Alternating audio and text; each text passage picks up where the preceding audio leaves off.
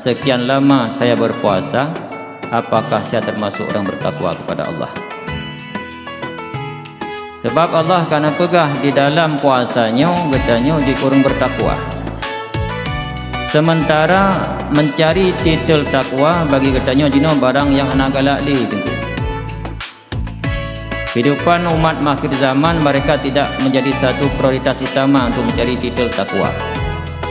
Sehingga kehidupan tanya umat uranyo hanya galak titel-titel yang je sabah kebanggaan kita nampakkan kepada manusia yang lain.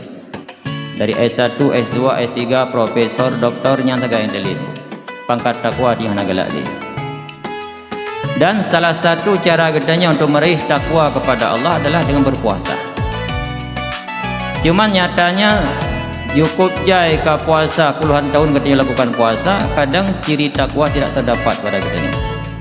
Menyamanan bukan ayat Al-Quran yang salah, tapi metode atau cara kita berpuasa yang salah. Ya takwa. Jadi oleh karenanya jalan untuk bertakwa kepada Allah melalui puasa. Puasa kiban yang dilatih manusia menjadi orang bertakwa. Kemudian apa itu tanda orang bertakwa? Tanda-tanda katanya orang takwanya takalan ketika idamang satu Idul Fitri, satu Syawal. Setelah Syawal, ibadat yang sering kita lakukan selama Ramadan nak tindak lanjuti, nak kita lakukan lom tengku.